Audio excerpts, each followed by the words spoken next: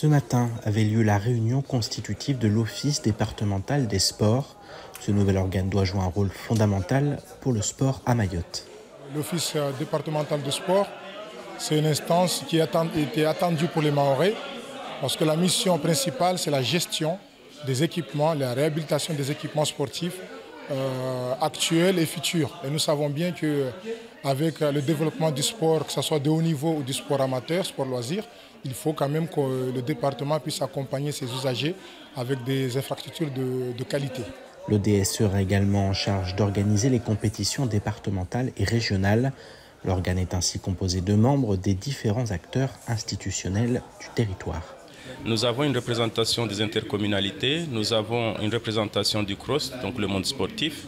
Et donc on ne peut pas rêver mieux. On ne peut pas rêver mieux avec cette gouvernance qui va être menée par Elan Rif. C'est des gens qui aiment le sport, qui savent ce que c'est et qui vont travailler ensemble sur tous les territoires de Mayotte pour arriver à mettre en place ce qu'on appelle l'excellence sportive que nous avons déjà installée au niveau du département avec des financements adéquats.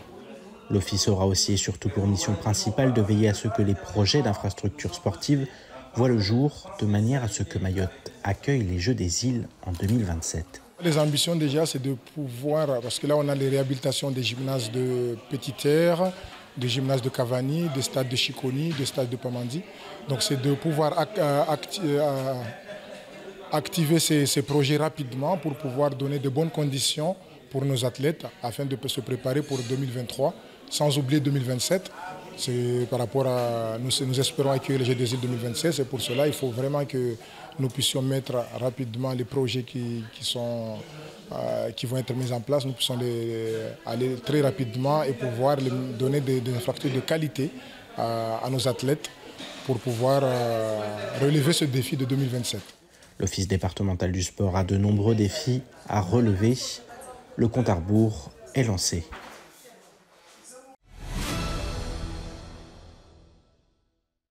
Depuis plusieurs mois, l'Union maritime de Mayotte assure que l'arrêté du 28 avril 2016 du Conseil départemental fixant les prix de l'outillage au port est un faux.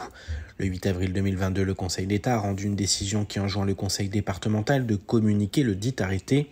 Le 9 mai, le président du Conseil départemental actuel a écrit à l'UMM ne pas être en possession de l'arrêté en question. Les conditions d'un arrêté valable. Il faut 1. Recueil des actes administratifs, 2. Passage au contrôle de légalité. Le 1 et le 2 n'est pas rempli, ce n'est pas sur le recueil des actes administratifs, ce n'est pas non plus au contrôle de légalité, et en plus on sait que c'est nulle part, voilà ce qu'on sait, donc ça conforte, et on a décidé de faire ce communiqué, ça conforte l'idée que c'est un faux. L'UMM attend une décision de justice sur le sujet. Son président plaide pour la résiliation immédiate de la DSP. En effet, selon lui, cette affaire est très grave car les prix de l'outillage au port sont répercutés sur les ménages mahorais. Il n'y a pas aujourd'hui, dans l'état actuel des choses, entre, on va dire, 2019 et depuis le début, il n'y a pas, et puis même maintenant encore, il n'y a pas de tarif de grue à Mayotte. Il n'y a pas de tarif de grue. Officiellement, il n'y a pas de tarif de grue.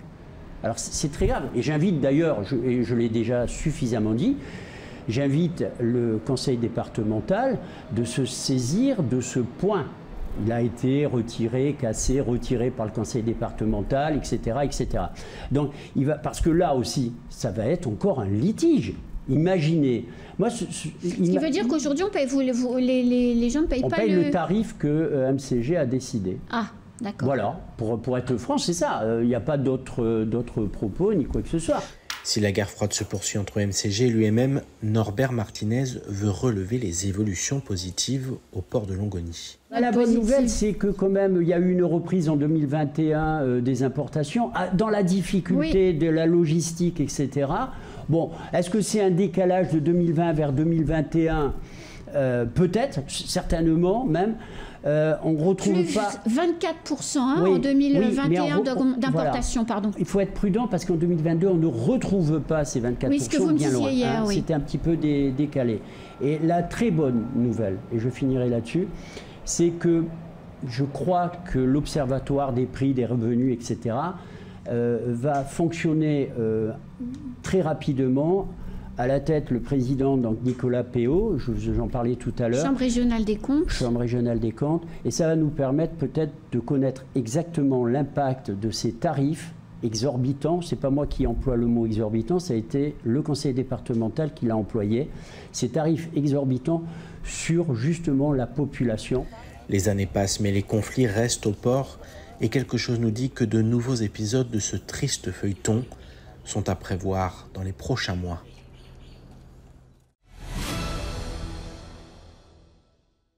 L'opération de Carobolé, effectivement, et c'était aussi pour nous important de venir un peu en parler et puis expliquer. Nous, ça ne nous embête pas de reparler de ce qui s'est passé dans le passé, parce que c'est des opérations qui sont très importantes pour le développement de Mayotte.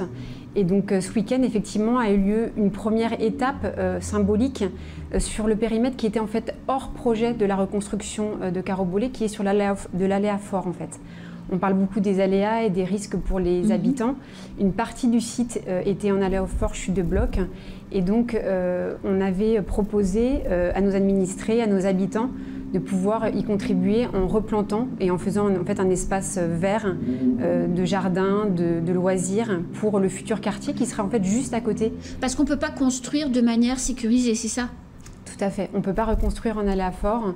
Et donc ce site, enfin ce périmètre en fait, qui est sur le même terrain, était exclu de la zone de reconstruction. Les maires de Tsingoni et M'Tsangamouji ont décidé d'écrire un mail commun pour le rétablissement de la continuité territoriale. Selon eux, l'interdiction aux piétons de franchir la portion endommagée de la route départementale RD1 démontre de la fragilité et surtout de l'inefficacité du dispositif provisoire mis en place à la suite du glissement de terrain. Ils considèrent que la déviation officielle par Mamoudzou ne répond pas aux attentes légitimes de la population qui préfère emprunter un chemin de campagne au péril de sa vie.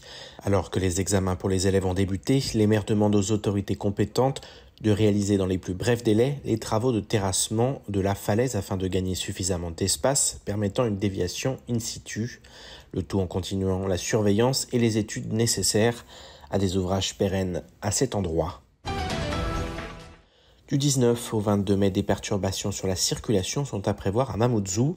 Cela concerne le parking du ponton de Plaisance. La circulation et le stationnement des véhicules terrestres à moteur, y compris les 2 roues, seront interdits sur la totalité du parking du ponton de Plaisance, depuis le camion blanc jusqu'au camion rouge.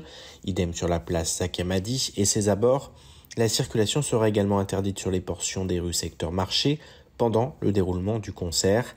Dimanche de 7h à 10h de la MJC de M'Tsapéré jusqu'à la place Zakiamadi, la circulation sera interdite et déviée par les agents de la police municipale.